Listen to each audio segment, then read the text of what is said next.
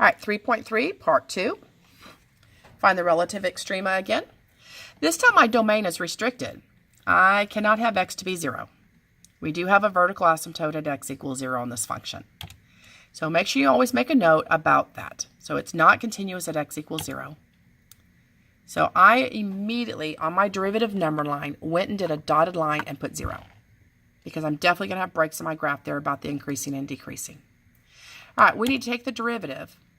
So I did a low d high. Usually I would not have done a low d high on this. I actually would have done a rewrite. I would have rewrote that as x squared plus x to the negative 2 and then took my derivative. We'll end up with the same answer in the end. I'm just not sure why this time I went low d high when that bottom was a monomial. All right, so this is the 4x to the 5th minus 2x to the 5th and then a minus 2x for that numerator. I could factor, actually I need to combine these like terms. I could factor an x out of everything. So a set of x's would reduce. So now what we're going to be looking for, guys, is we are looking for when is, so a set of x's reduced, that's where x to the third came from. That's a difference of squares. So x squared plus 1, x squared minus 1, and then that's another difference of squares.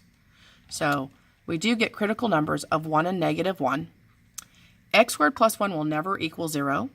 X cubed is already x is 0, which we already have marked off on our graph. So my critical values are negative 1 and 1. Those are the two values that were in the domain of when the derivative is 0 or undefined. So our derivative is undefined when it's 0, but the problem was 0 was not in the domain. So critical value is negative 1 and 1. Now we need to plug in, guys, to see where it's positive and negative. So we could plug in down here. And I want you to think about 2, that's always positive. So I can kind of just ignore it. X squared plus 1, that would be a parabola opening up, shifted up 1. Aren't all those y values on that always positive? So x squared plus 1 is also always positive. So I can kind of ignore that one as well. Now, for the x cubed, I take a negative number to the third power. This would be, negative number to the third power would be negative. Negative to the third is negative. I'm just looking at the denominators right now. Positive numbers to the third are going to be positive and positive. All right. Now I'm going to look for the numerator, the x squared minus 1 part. X squared minus 1, if I was to plug in, say, negative 2, right here, negative 2 squared would be 4, minus 1 would be positive.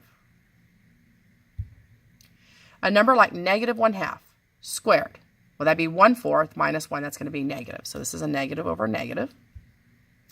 Then if I plug in between 0 and 1, like 0.5, so 0.5 squared minus 1, and that's where I was talking about that symmetry. I was thinking I had a parabola earlier. All right, so that's a negative also. And if I plug in, say, 2, this is also going to be positive. Now remember, each one of those was divided by that denominator.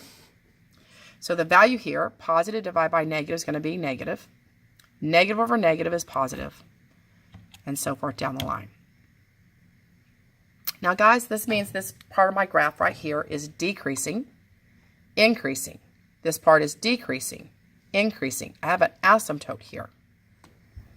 So I have two minimums.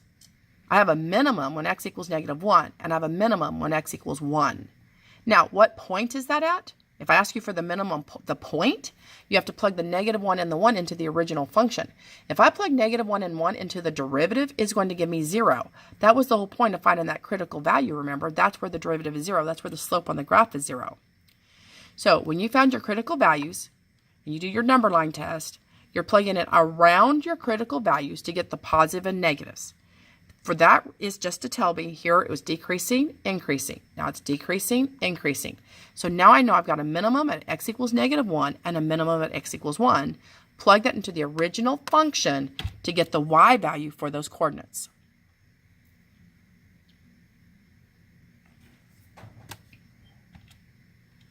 And get rid of these signs.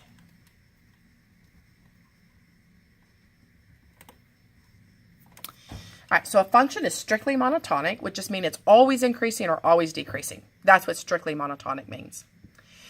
So it says this one here, x to the third graph, it's always increasing. That would be strictly monotonic. The function below is not strictly monotonic because it does have a constant value from here to here. It's always y equals 0 from 0 to 1. So again, strictly monotonic means always increasing or always decreasing, one or the other. The function s of t describes the motion of a particle along a line. Find the velocity of a particle at any time. Guys, if that's a position function, then the derivative is the velocity function. So we take the velocity by taking the derivative. So I took the derivative, 3t squared minus 28t plus 32. That derivative is 0. Next part, identify the time intervals for which the particle is moving in a positive direction. A positive direction when the velocity is positive. A negative direction would be when the velocity is negative. So I'm looking for when is this velocity greater than 0 or equal to. So if I was to factor it, it's going to have breaking points at 4/3 and 8. We're not going to go back in time, so we're going to start at 0 seconds. Now this original graph right here would be a graph of a parabola that happens to be opening up. The value of it is positive, then from 0 to 4/3, and then from 8 to infinity. And so that's where it would be traveling to the right in a positive direction. If it asked me when it was traveling to the left in a negative direction, well, that's where those y values were negative, and that would be from 4/3 seconds to 8 seconds. It would be traveling to the left. Identify the times in which the particle changes directions. Well, isn't it changing directions at 4/3 seconds and then at 8 seconds? Because here it was moving to the right, and then it's moving to the left while the values are negative, and then it's moving to the right again when the value is positive again. So at 4/3 seconds and 8 seconds is when it changes direction. That ends lesson 3.3. So remember, guys, to get the critical values, first off, it needs to be in the domain. Find when that derivative is equal to 0.